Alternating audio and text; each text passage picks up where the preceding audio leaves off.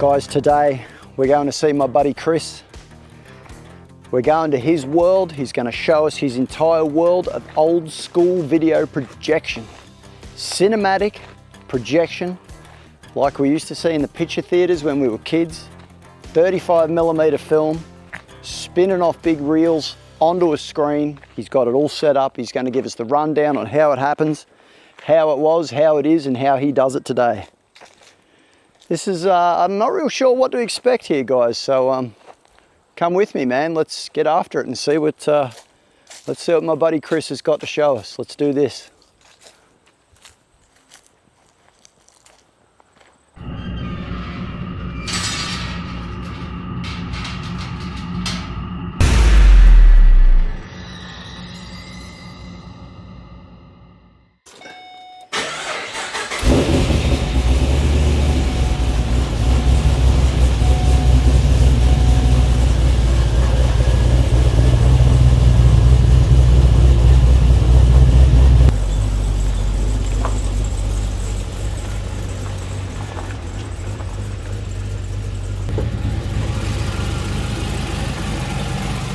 Yeah, it's pretty serious. So it's got the right cam in it, so that's why I didn't put a stall converter in it. Yes. Because you've got to be careful with them. I didn't want to come up the lights and that thing, and it cuts out it's on not, it's not angry enough that it's going to stall on you. No. That's why down at GM Motorsports, there it is there, why they said that a lot of people make the wrong choice on cams and put them in, they get into a lot of trouble. I've been there and done that. Yeah, so it's best to go to the right places and they put them in so it's not going to have any problems. I think the guys at GM Motorsport would have it, they'd know what's going on with them. Yeah, they do. And these LS engines in Australia have been really, really defined now. Like the guys that are playing with them, they know, they understand them. Yeah. And they're flawless. Yeah. Like they give no trouble. So some people say, oh, I don't want to modify it, I don't want to hurt it. These things you can go really crazy and just no problems. Yeah. It's a real good looking machine. I didn't expect to see it out here, to be honest with you. Everywhere I take it, it turns heads. There's projectors. So you've bought these ones have come from New Zealand? Yeah. I was going to put them in the house, but I didn't get around to it. I'll get around to doing something with them. They're really nice machines, these. Phillips. What vintage do you reckon they are? 50s? Yeah, 60s. 60s? 60s, yeah. I've not seen them. Yeah. I've not seen ones like this. Is this is after a carbon arc? That's Xenon. Xenon globe. Yeah, Xenon. Can we still get Xenon globes? Don't know. I think you can, but that's my concern. I'm not too sure. Yeah. I'm not too sure. Yeah, that's my concern a little bit. Xenon was the thing that came in after carbon arcs, and most picture theatres went to that. Carbon arcs went out, and these came in. Yeah. So, but they're a nice These match. Hey. They both match. Yeah, they're They've got the same. Both matches, yeah. Yeah, see, that's a brother and a sister. That's perfect. They hold a bit bigger. They're 3,000 foot spools, boxes on them. That's where the others hold 2. Yes. These hold 3. I like Phillips stuff. I don't know a lot about the Phillips stuff, to be honest. I see this has been adapted to it. You see that a lot because the light source must be an option. So when you buy a projector, you buy the projector and that's all that you get. The light source is on you. Yeah. As a theatre operator or a projectionist, that's up to you to come up with this part. Yeah, I made that. You've made this to work with it. So what was there when you got it? Similar thing. Just rough as guts tin or something? Yeah, it was only a tin sort of thing. That. So I made that too. I've seen some of that myself before. Or, sort of thing. Yeah, I like them. And they rarely come up, look, they're not worth much money. It's not a money thing. They rarely come up for sale. So you don't really see them. Yeah, surprisingly enough, that now they're starting to go up in price again. Because I guess beauty in the eye of the beholder. They're limited. Yeah, there's people around now that want them. Yeah. And films have come into a bloody big demand now. Yep. They've got very expensive. It's only blokes like me that have been collecting for years. I've been doing it now for about 30 years. Yep. that have got any of that sort of stuff now. And the blokes that I know are all keeping it. They're all... Yeah, they'd hang on to it, for sure. Yeah, they don't want to let anything go, you know. No. This old projector here, I've got two of them. The other one's down in another shed down the back. There's a few projectors and that down there. Oh, here we go. But this is out of this is the old Rex out of Dalesford. Wow. Yeah.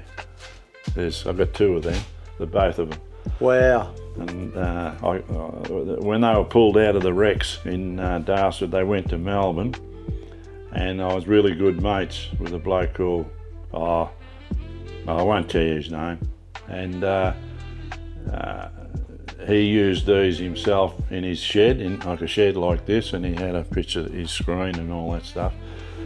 And when they started taking them out of the picture headers and throwing them out, he bought two Phillipses, but they weren't that type. They were the, I can't think of the name of them now offhand, but anyway, he bought two of those and he said, do I want these? And I said, yeah, I will.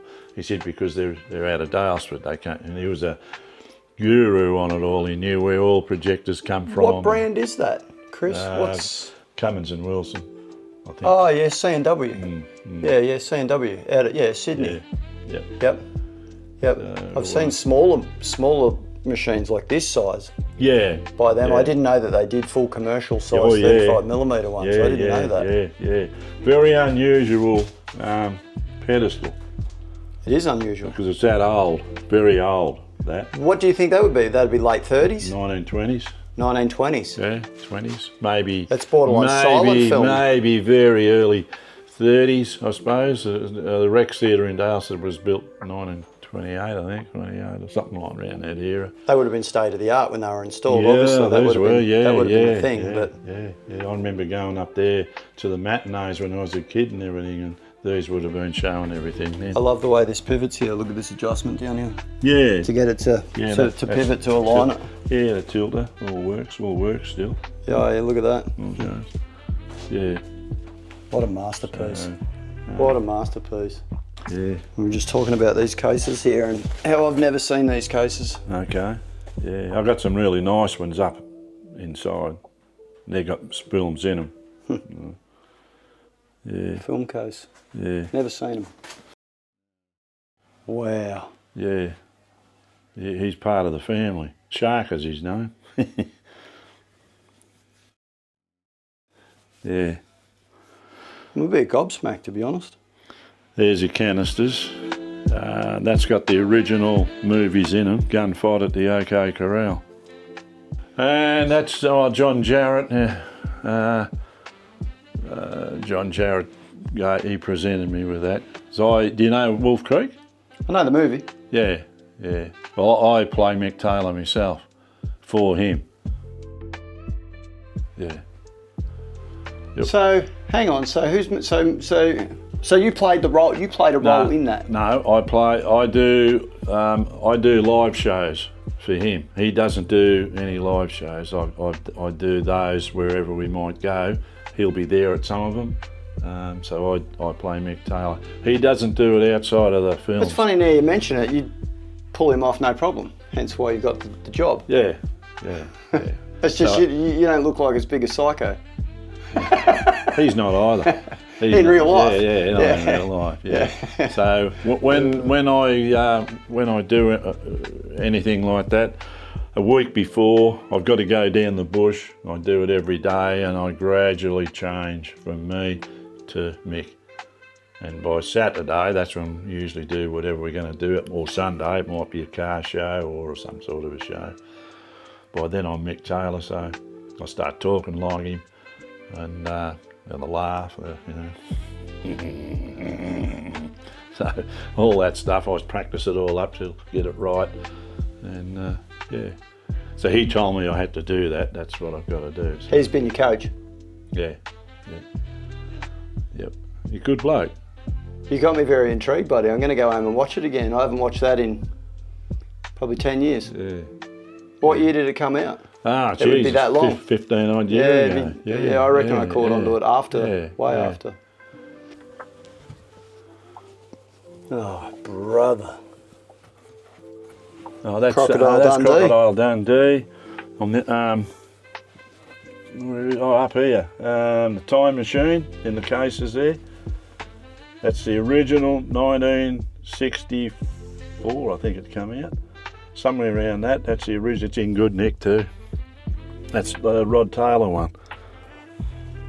Actually, can't believe this. Tombstone, True Lies, Gladiator. Yeah. Oh, what does that say there? That says American Pie. American Pie. American Pie. I can't see because it's too dark, Yeah, but it does say yeah. American Pie. I mean, we've got some titles in here. Tombstone. Buddy, yeah. you got Tombstone. Yeah, yeah, Braveheart, Mel Gibson. You'd be looking at It's 13, 1400.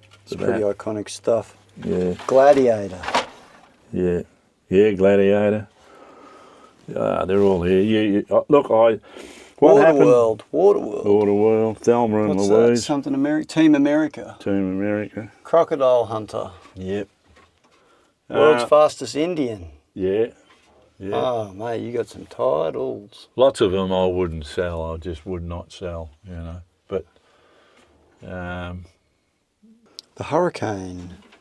yeah, that's Hurricane. That's a boxing that film. is good show too. Yep. Yeah. Tina. What's Tina? Not sure. I'm not familiar with Tina. Tina, that's Tina Turner. That's the true life story of Tina Turner. Bloody good Interesting. show. Yeah. Interesting. Yeah. Titanic. Sold in Australia last year. One copy went up for sale, right? And it made $7,000. Well, it's a pretty iconic movie. Titanic. Yeah. DiCaprio. Winslet. I imported that from America. Could not get it in Australia. And What did you pay for it? As a rude question. What did I pay for it? Yeah. $2,000. Okay. The time I got it from America out here, $2,000. But it's worth way over that now. No doubt. Yeah. Incredible.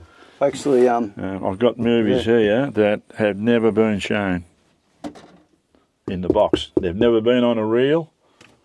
Brand spanking. incredible. Incredible.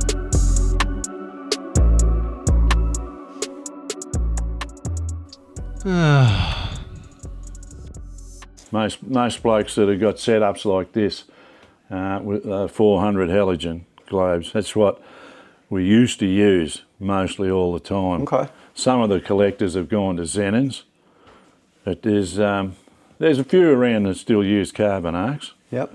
sort of thing, but you know, they're getting hard to get too. So that's where the globes, it's half a dozen one or the other, depending on what you like. So yeah, but with these ones, you'll see when it comes on, the picture's not as bright as what a carbon arc will be. Yep. But runs okay. Yeah, okay. I think it's more the. What am I trying to say? It's probably more the fact that they run flawlessly. Like a carbon arc's a bit touch and go, and if it's not timed out right, it starts getting hotter and colder. Yeah, and you got to keep feeding it. And if it's not set right, it doesn't go well. So the only thing you got to do in here is the changeovers, but you've got to do that anyway with carbon arc, so it doesn't matter from one machine to the other when the spool's running. true. You know, so. Yeah, true. So you got a 20-minute window to do that. Yeah. Probably the main projectors they used years ago, them and C&Ws, but Simplex was practically in every theatre around. They're very old machines, but they've been... Simplex is American? Yeah. Yeah. And they've been modified that many times, these ones. Like the back, they had the shutters out the front, but had a spindle on the front, like an aeroplane propeller on the front. And then they changed it to the back shutter, right? So instead of a front shutter, this is it there. So that part there was on the front. So they changed it all and they put them at the back because this is a lot better from back there. So the sound used to be old mono, and they've had the stereo sound cells put on, not digital. What I did do once, and I didn't want to, but a mate bought some film down from Bendigo, and the stuff that catches fire. That's frightening. Nitrate. Nitrate. And I didn't Silver nitrate. Yep. And I did not want to put them on it, but he said, no, she'll be right. If something goes wrong, we'll pull the dowser down, which is that, pretty quick, and it'll cut the heat off. But she just blew up, bang, once it got going. Yeah, geez. Did it really? Oh, yeah. See where up there in the roof? Oh, it's burnt the roof. Burnt the roof, the flames are up there. It was just that hot. If those had have been a modern projector, they'd have melted. It's because it's in this casting. Yes, because these are all set up pretty well for the old nitrate type film. That's why the early projection rooms were pretty much a concrete tomb, weren't they? So they were designed so that if they caught fire, you shut the door and just let it burn itself out, rather than lose the theatre. A lot of them were still timber and all that stuff, and they just burnt down. A lot of picture theatres burnt down in the early days. And I think it was about 1940, 45 or something like that, safety film came in. Yes. And that was the best thing that ever happened, because if you get a film or break, it'll just burn a hole through it. That won't explode. Yes. This nitrate, I threw a piece on the outside, I threw a piece on the ground, struck a match, and the bloody thing ignited without me going near it. Yeah? Because the fumes that were coming off it. Yeah. I'll never have it here again, never. And some blokes collect it. They love it. I wouldn't have nothing to do with it. No. Even if you're not talking of trying to film with it or trying to play it through a projector, like even to just have something that flammable around, you're really asking for trouble. Yeah. Hey, like you could lose your whole shed or wherever you're keeping it, whether it be a shed or a stowaway or whatever. No, I wouldn't have a bar of it. Yeah, no, rightfully so. But in here, now that's all it is. Just a little globe. One little tiny globe there. 1,000 watts. It's about, you probably can't see on camera, but it's probably about half the size of a thumb, of an adult male's thumb. Yep. And this is all your carbon arc set up in here, but you just adjust this to what you want. But that's what gives you your light. And we can tune that through the welding lens here, because obviously when it's running we can't look at it. You can't look at it. It's like trying to look at a welder. No, cut your eyes out. Yeah. So, And then this is the emergency shut off, so if something goes wrong, we can shut that off, and that will stop the light going through onto the film, so it'll stop the exposure basically. You just pull that down like that. That's your dowser. Yeah. And it's called a dowser. Dowser. Yeah. I never knew the term for that. Interesting. Yep. And when you're going from one to the other, you got the cues which come up on the right hand side of the screen. So if you're in here, you're watching for it. So the door will be shut, and I'll be looking out through the porthole there, and I'll see it.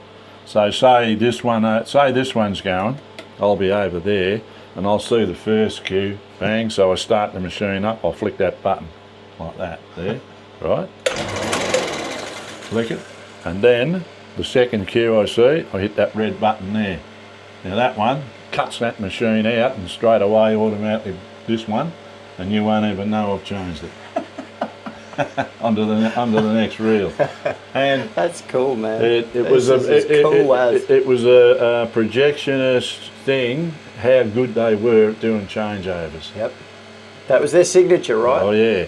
And I mean, some you of them. You seem confident, man. I reckon you've got it too. I can do it all right. Yeah, but some of them were absolutely flawless. You could not, you had to really look to see it. Even sometimes on TV, when they were running in the early days 16mm stuff, you'll see it when they made a changeover on a movie. If you know what to look for, you'll pick it, but the normal person wouldn't know. And they're really good. But the bloke that taught me, he was bloody brilliant. He actually put it all together and everything for me, and really. And a lot of them old timers are gone, aren't they? Like that's the thing. Like the knowledge is not being paid forward with this stuff. So. Well, everything on the 35mm and that is back to front. Everything is back to front. So when you load one up, the film has got to be upside down. Right. Not as you would look at it, upside down. It comes up the right way up on the screen. Okay. Right. Right. I didn't know that. Yeah. Okay. Right. These are your aperture plates. Now an aperture plate. Right. Little shim plate goes in there right where it views. That's right. So that is the widescreen, but it looks like CinemaScope. Yes. And that is the CinemaScope, but it looks like widescreen. Yep. Yeah. Back to front. So everything's arse about, and the film comes in upside down. So yeah. And these exhausts for the gas, it's created like Heat. for the heat. Yeah. It's literally an exhaust, right? Yeah, it's a hell of a heat goes up out of there. Yeah, and they get real. They actually do get really quite hot, don't they? Yeah, they do. Yeah, a lot of heat. Gets hot in here. That's why I got the fan. So. Oh, the fan just clears, doesn't it? Yeah, I have. Does clear? Just misses. Yeah, I'll actually put that on. Geez, we've timed that out nicely. Yeah. Fan coming on.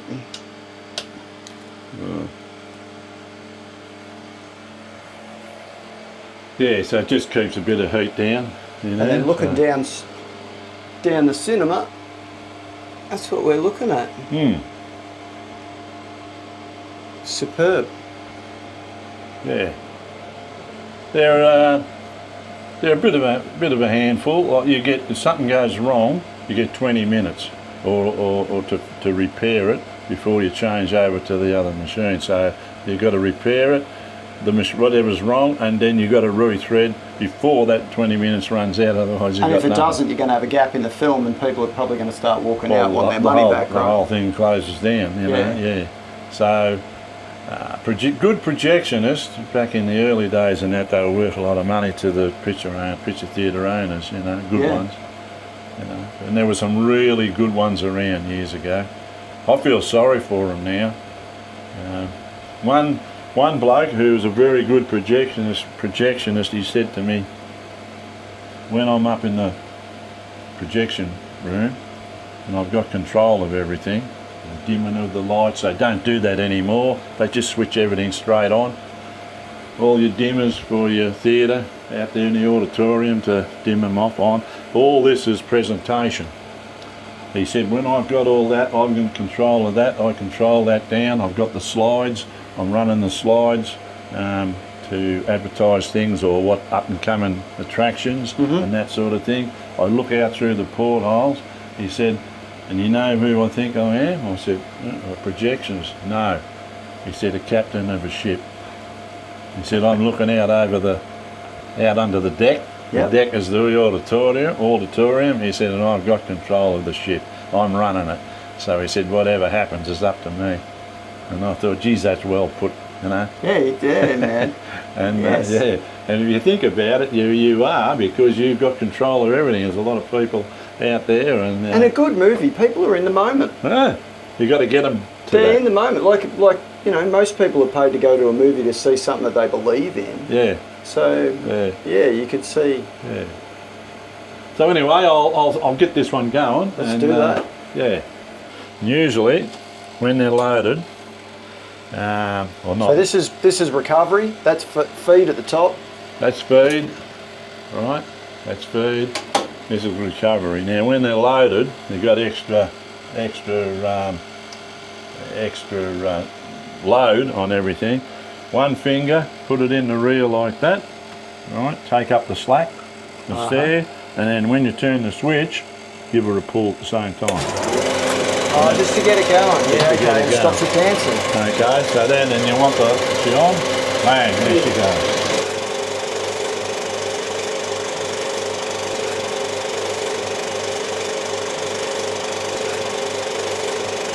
Now we've got a lot of light coming in from the windows.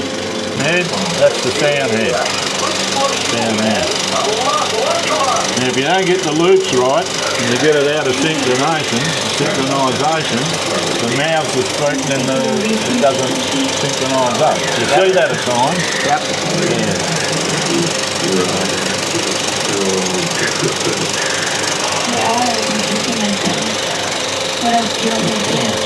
Chris is about to make the switch from one reel to the next reel, so he's... Well, I can't because I haven't got any film on that. But I can just show you more or less how it goes down, yeah. How it's done, yeah. So this reel's nearly empty and there's been a cue come up on the screen which tells him... Yeah. I could actually do it off of here. Yeah. All right. Yeah. And he's looking When down... it comes up, He's looking down at the screen, which I can't show you because of copyright. Like I say, it's American Pie 2. And there's a little cue comes up in the corner of the screen, so he knows that this reel right here, it's about to run out. So he's over at the next projector, projector number 2, and he's waiting to switch that one on.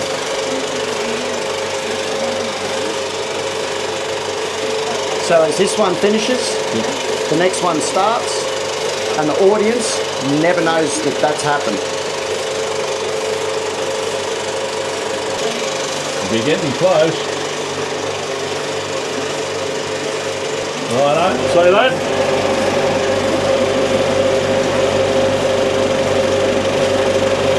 There we go. Just like that.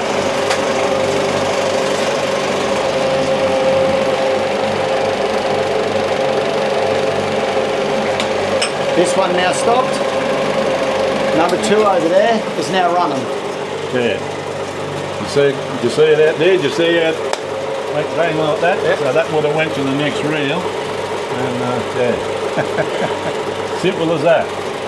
Now, the next thing, what you do is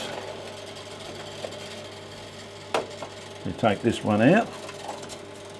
He's empty. It's empty, and it will go on here. This is a typical projection room. Bloody rubbish everywhere. Always make sure when you're rewinding them, you have the soundtrack away from you. Right. Now this film is in pretty good nick. So what you usually do, you put that on there like that. Put that on there like that. Put that on there like that. Do it up tight. Run it around so that the take up the slack. Okay, 2 fingers, and you put one hand on there. There's 2 fingers, one on each side of the film, just like that. Right? Then away you go, and just gently hold your fingers on it like that. And what that does, as you're running it back and rewinding it, you can tell if there's any splits or anything where the sprocket holes are. So you're just using that as a bit of a feel. You're not doing any operation, you're just feeling for damage. Yeah, I'm feeling for damage, which it won't be on this because it's... Because you know it's a good sound very, film. very good, yeah. Okay. But you never know with them. So you always like to wind them back nice and firm. Don't have them loose or anything like that. There's a bit of work doing this, mate. This is a workout. Shit, yeah. Like this is not... No, that's what I said to you. As a projectionist, you're working for your money. Like, you're not watching the film. No. You've got stuff to do. That's one thing what I like with the DVDs. If we have a show here and we've got friends and out here, I can go out there and watch them too. As when we're running this, I can't. I've got I'm stuck in here, but which I like, and I like checking everything, making sure everything's right. You know, sometimes I look for something to go wrong to give me something to do, because there's a bloody lot in using them. Yeah. You know. Ooh. Ooh. See that? Why did that do that? Because when I've loaded this onto there, I've done it this morning when it was dark, and I rewound her up like that, and the film's twisted.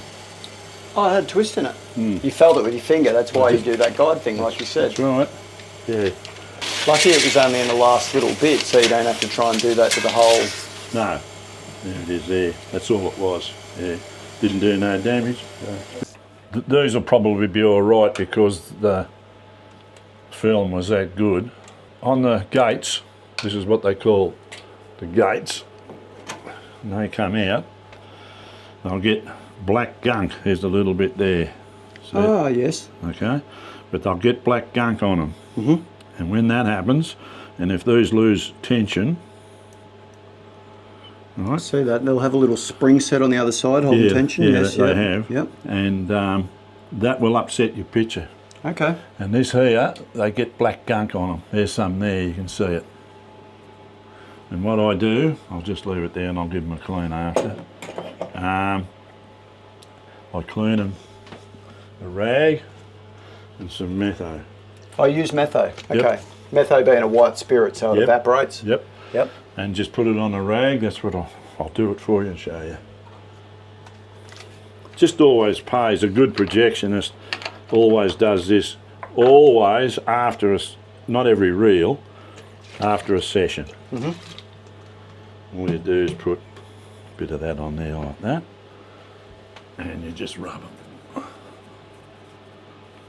and it just keeps them nice and clean. If you keep doing that, it doesn't take much. I've seen them with projectionists that these are just covered in black gunk. Damn, you need to hit them on a lynching wheel to get the stuff off of them. Yeah, and by doing this, it just keeps this nice and shiny and keeps them nice and clean, and the film will slide through a lot better. So it's the same old thing, maintenance, you know. So all you do then, line her up, goes in that way, line her up, push her in, bang, she goes through, get your 2 screws. If you can thread up one of these simplexes, you can thread any bloody thing. They're quite complex, a simplex, aren't they? Yeah, the name doesn't say it all. Well, you need... simplex or complex? When you're threading these up, you need... Now, always keep your rollers after you've shown them. And this here, this is for your sound, right? How does the sound work in a nutshell? Like in a basic, Chris, like how does the sound work? So if this if this top part's a play head and that's the sound head, explain to us how that sort of works. Well, it's 24 frames.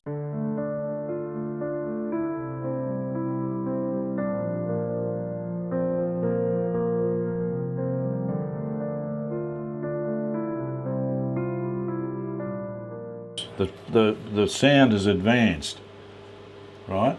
So when you thread it up, it's timed, so when it gets to here, this is the sound head, that's the projection head, the sound is ahead of the picture.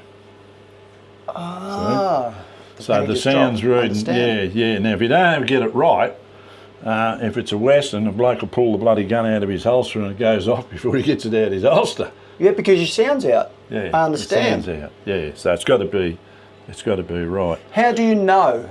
Like with this machine, I know they're probably all different, but how do you know when you thread this, threading, when we say threading, we mean when you thread the film in, how do you know that you've got it timed right so that the audio matches the lips of the people acting? All right, see this wheel around here, there's a wheel around the other side, the flywheel. Right. Right.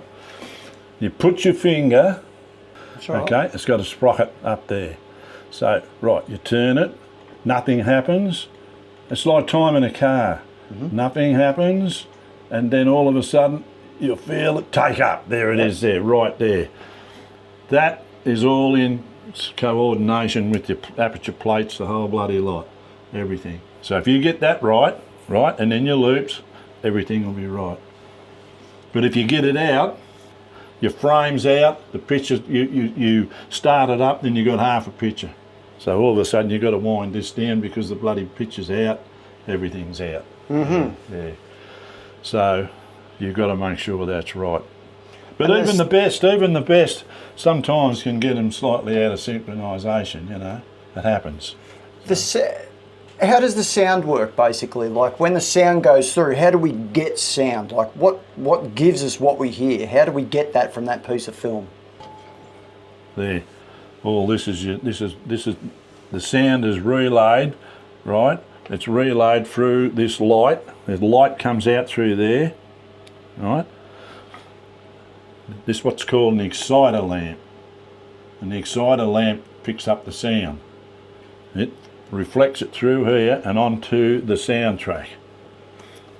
Transforms it out through to here. This is the stereo cell setup. And then that transforms it through to the amplifier. right? And that's how it all comes through and out onto the screen. And the amplifier distributes it out to whatever speakers you've got. That's right, yeah. Okay. Yeah. So that's, once again, important because that's the exciter lamp. This is the projection lamp. Understand. It gets complicated by the minute though. Yeah, but if we simplify it down to one piece at a time, the audience will pick up what we're saying. Yeah. So, look, I make mistakes. When you finish filming too, when you finish showing a film, always pull that back, hook that up. Well, that's good. This has got a hook on it where she hooks. Some of them, you can pull them back so that you haven't got pressure on those pads all the time. Okay. Yep, leave them relaxed. Yeah. On a piece of film, do you have a sample piece of film just to show us like what the sound actually looks like on the edge? Do you know what I mean? Like, because a lot of people think that the little holes, the little square holes in the edge of a piece of film, people think that's the sound, but that's not the sound. No. And there's your soundtrack on the side. See it there? See that there? See that running up along the side there? That is your soundtrack. So it's like a little, we're not looking at the squares, it's really hard to pick up on film. Don't look out here, look in there.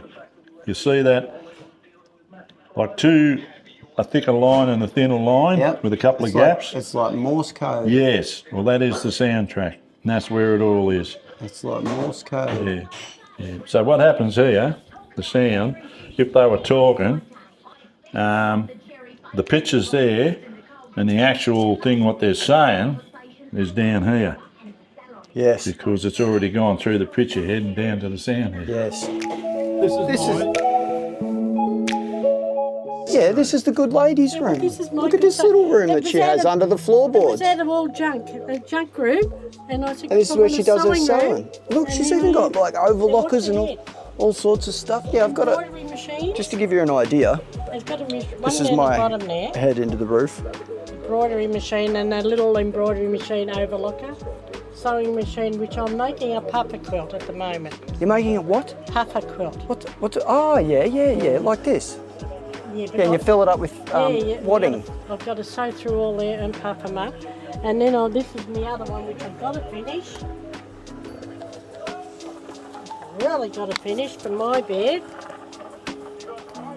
Oh, that's a masterpiece. Look at that. That's called cathedral windows. Cathedral windows. So see you go. Look at that. Here you got your little fan going down here. Yeah, my fan. I have my telly. I have a heater. Watch a bit of TV. And do you hit your head on this? No, I'm just under. Look at that. Oh, geez, you wouldn't want to put hit one day because I had wheels on me. You wouldn't want to put a spring in your step because you'll get it. Every time Chris comes in, he whacks his head. Every time. Look at that little world in there. No. That's amazing. Look at that hidden under there. But yeah, it used to be just full of crap, like, you know. Just a dead spot. She makes a lot of good stuff in there. Guys, that sums up our tour of Chris's world of projection. Thanks for sticking with us this far. Chris, it's been a real honour. Thanks for bringing us in, mate. We appreciate you for everything you've done and shown us. All the best. You're welcome, Aaron. Thank you, buddy. I hope your viewers like what they see, and cool. It's out really good. And guys, thanks for watching. We'll catch you on the next run. Cheers. See ya.